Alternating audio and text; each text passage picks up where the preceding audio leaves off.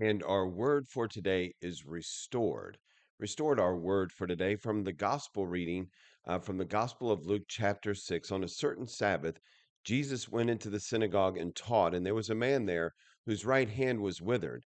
The scribes and the Pharisees watched him closely to see if he would cure on the Sabbath, so that they might discover a reason to accuse him.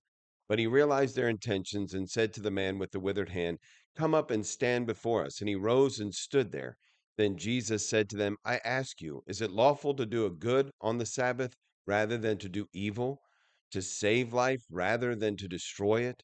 Looking around at all of them, he said to him, "Stretch out your hand." He did so, and his hand was restored. But they became angered and enraged and discussed together what they might do to Jesus. Brothers and sisters, it's very easy to look at the scribes and the Pharisees and to think, what wretched men. How horrible are they that they put everything in front of the relief, the restoration, the salvation of the people that were in front of them. They were looking for Jesus to catch him, to look to see if he might heal on the Sabbath, that he might do a good thing, that they might do what? Celebrate with them? That they might celebrate with the one who was healed? No, that they might find some way to put him to death. Man, what horrible people.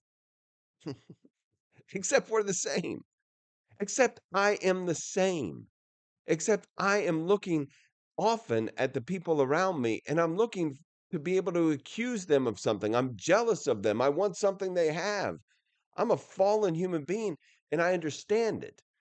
But by grace, we might turn those things around, that instead of being accusatory, we might celebrate with those who are brought to new life. We might celebrate with those who are restored. We might celebrate with those who are healed.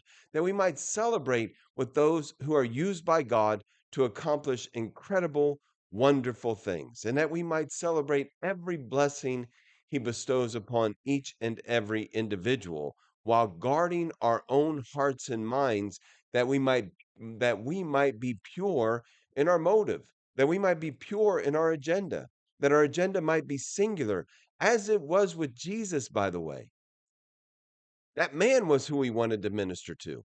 That man is who he wanted to bring new life to. That man is whom he wanted to heal and bring restoration to.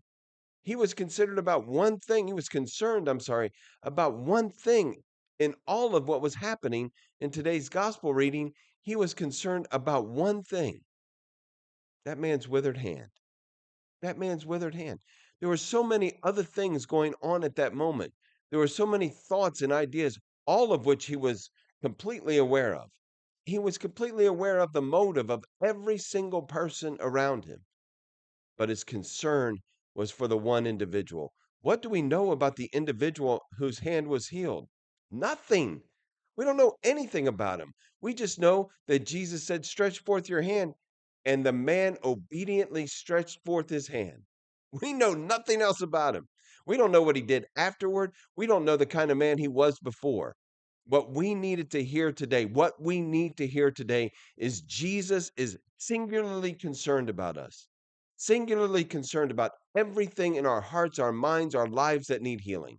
And that nothing else at that moment in time, nothing else is going to break Jesus' concentration on dealing with us, on ministering to us. Nothing is more important to him than our individual need, that we might come faithfully before him, present our withered hands, our withered lives, our withered bodies to the Lord, and say, "Lord, bring about healing in us that we might be restored as well." Restored, our word for today.